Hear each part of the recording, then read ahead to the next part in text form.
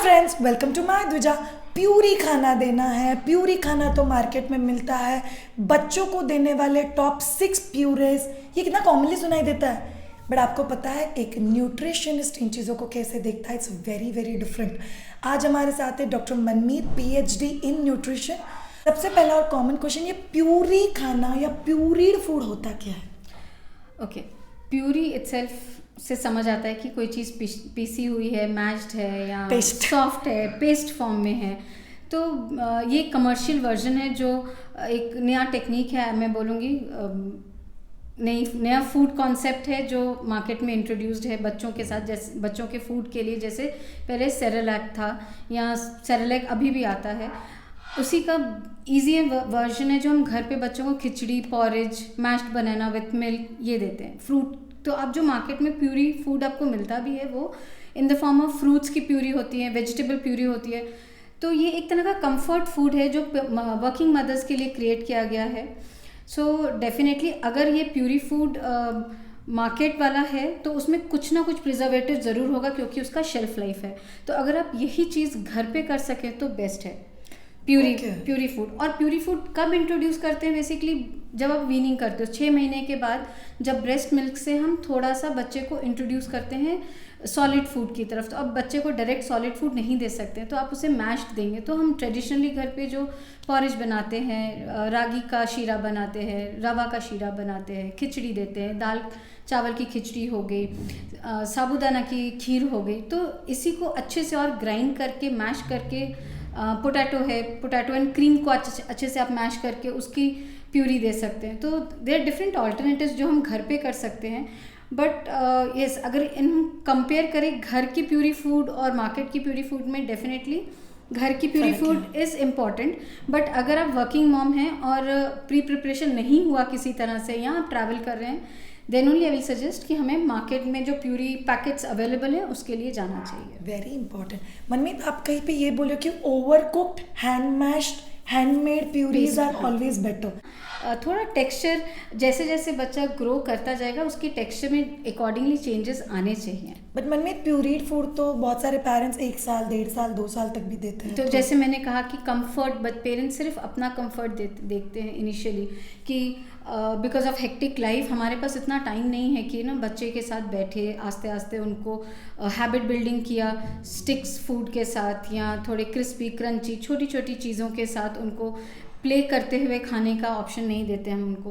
Puree food दिया, फटाफट खिलाया एंड काम खत्म हो गया। सो ट्राई की वो चीज़ नहीं होनी चाहिए।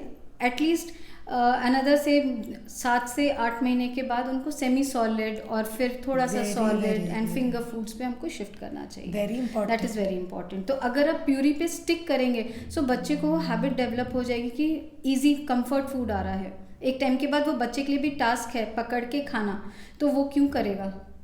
तो उसे वो चीज़ हमें बचपन से जैसे जैसे चेंजेस हो रहे हैं, बॉडी की डेवलपमेंट हो रही है, आगे के 2 दांत हैं, 4 दांत आए हैं, तो आप उनको वैसे चेंजेस करो फूड टेक्सचर में। इनिशियल इंट्रोडक्शन के लिए कुछ दिनों के लिए यूज कर सकते हैं। Initial introduction super. तो ये हो गया प्यूरी फूड को लेके। प्लीज मिथ्स में मत जा। जैसे मेरी डॉटर को पहला दांत आया जब भी वो 22 महीने की हुई, तो हम 22 महीने तक एक्चुअली प्यूरीज नहीं दे सकते। तो बच्चों के गम्स भी उसको धीरे धीरे एडजस्ट करके खा सकते। इनफैक्ट ब्रेस्ट फीडिंग मदर को पता है कि गम्स का बाइटिंग कितना स्ट्रॉन्ग होता है। So we all know about it. So basically कुछ 1 या 2 हफ्ते के लिए दो, फिर प्यूरी से सेमी सॉलिड पे शिफ्ट करो, फिर बच्चे का एडजस्ट करते रहना चाहिए। बच्चे की भी डिमांड को हमको ध्यान में रखना। हम एकदम रिजिड पेरेंट जैसा भी बिहेव नहीं करना है। We have to keep options for child. उसकी भी रिक्वायरमेंट, उसकी भी लाइक्स एंड डिसलाइक्स को कंसिडर करना चाहिए।